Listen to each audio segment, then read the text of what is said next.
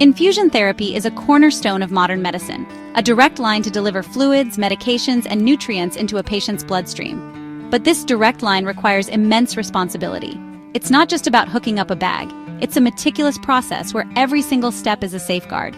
Skipping a step or rushing through the preparation can turn a healing therapy into a source of harm. Following the procedure with deliberate care is our first and most important commitment to the person in the bed. It's a quiet promise we make. I will do this right. I will keep you safe. This discipline ensures that the right patient receives the right medication at the right dose every single time. The first action is always to confirm the patient. I walk into the room, smile, and ask for their name and date of birth, checking it against their wristband and the chart.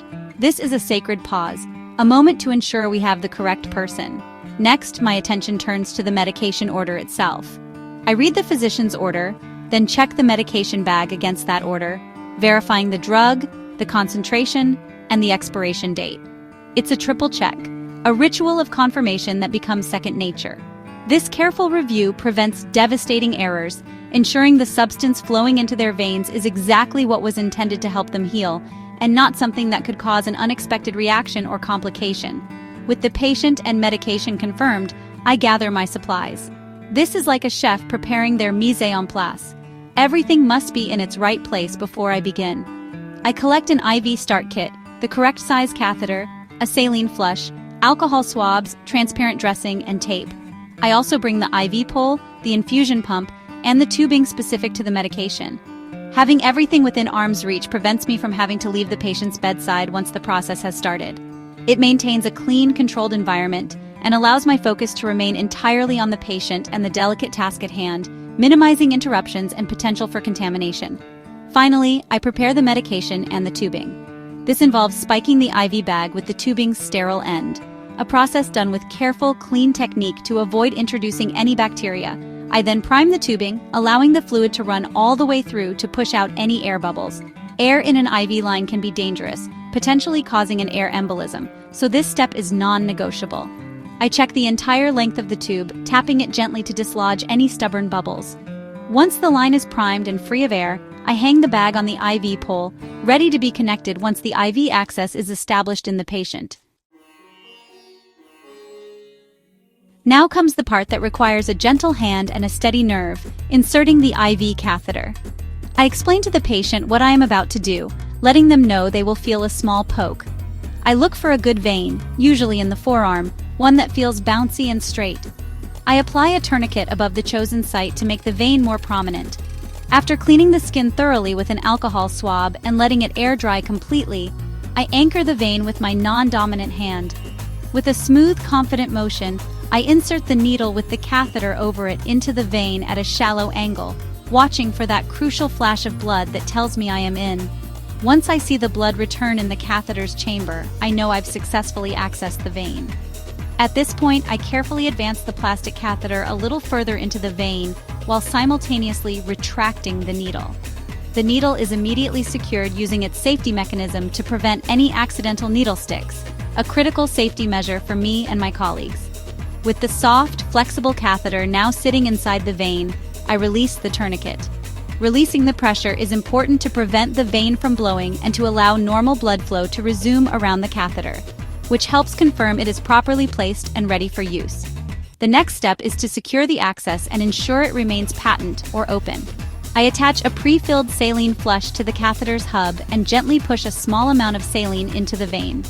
I watch the site closely for any signs of swelling or puffiness, which would indicate the catheter is not in the vein correctly.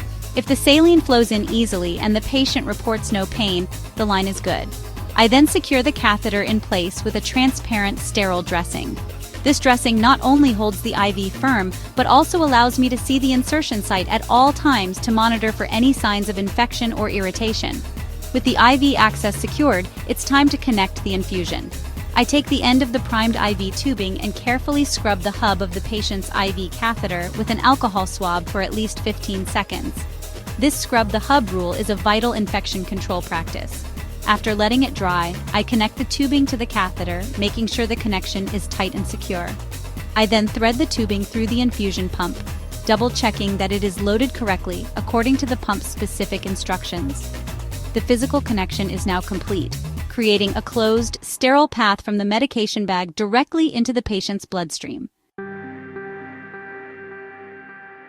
The infusion pump is the brain of the operation, ensuring the medication is delivered at the precise rate ordered by the doctor.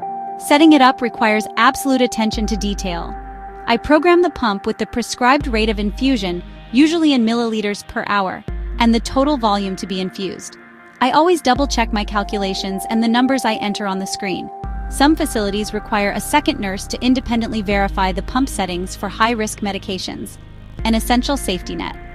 Once I am certain the settings are correct, I press the start button, and the therapy officially begins, the pump quietly whirring as it pushes the fluid through the line. My work does not end when the pump starts. In fact, a new phase of vigilance begins. I stay with the patient for the first few minutes of the infusion to watch for any immediate adverse reactions. This could be anything from a sudden rash, shortness of breath, or a drop in blood pressure. I also keep a close eye on the IV insertion site itself. I look for any redness, swelling, pain, or fluid leaking around the catheter, which are all signs of infiltration, when the fluid leaks into the surrounding tissue instead of going into the vein. Catching these problems early is critical to preventing more serious harm and discomfort for the patient. Throughout the entire duration of the infusion, regular monitoring is key. I make it a point to check on the patient and the IV site at least once every hour, or more frequently depending on the medication being given and hospital policy.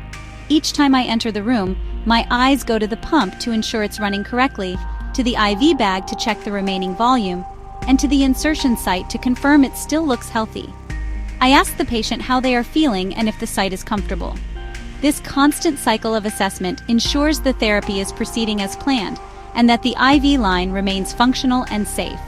Maintaining the integrity of the IV line is an ongoing task. The tubing should be free of kinks and the connections must remain secure. Dressings should be kept clean and dry. If a dressing becomes damp or starts to peel off, it needs to be changed immediately using a sterile technique to prevent infection. It's also my responsibility to make sure the IV site is changed according to hospital protocol, typically every 72 to 96 hours, to reduce the risk of phlebitis and infection. This diligent maintenance is just as important as the initial insertion. It's what keeps the lifeline open and safe for the entire course of treatment. Underpinning every action in infusion therapy is a strict adherence to safety and cleanliness. Aseptic technique is not optional, it is the invisible shield protecting the patient from infection. This means my hands are washed thoroughly before I even begin, and I wear gloves during the IV insertion. Every piece of equipment that will come into contact with the patient's bloodstream, from the catheter to the tubing connections, must be kept sterile. We scrub the patient's skin, we scrub the hub, and we use sterile dressings. These small repetitive actions create a powerful barrier against the microscopic world of bacteria that could otherwise cause a serious bloodstream infection. Proper labeling is another pillar of patient safety.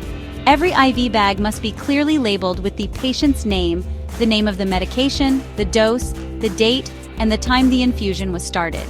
The IV tubing is also labeled with the date it was hung so that we know when it needs to be changed. Even the IV site dressing gets a label with the date and time of insertion. This meticulous documentation provides a clear, at-a-glance record for any nurse or doctor who interacts with the patient.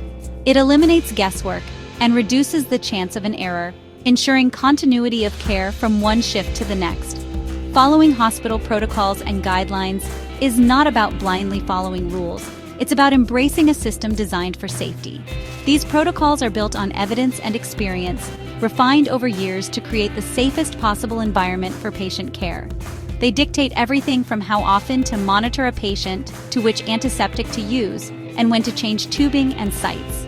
By committing to these established procedures, we stand on the shoulders of all the nurses who came before us, using their collective wisdom to guide our hands and our decisions. This standardization ensures that every patient receives the same high level of safe and effective care. Ultimately, mastering infusion therapy is about more than just technical skill.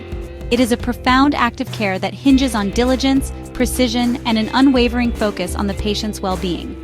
From the initial patient check to the final documentation, each step is a deliberate link in a chain of safety. When we follow these procedures with care and respect, we do more than just administer a medication. We honor the trust our patients place in us. We ensure that this powerful medical intervention remains a source of healing, delivered safely and effectively, one carefully monitored drop at a time.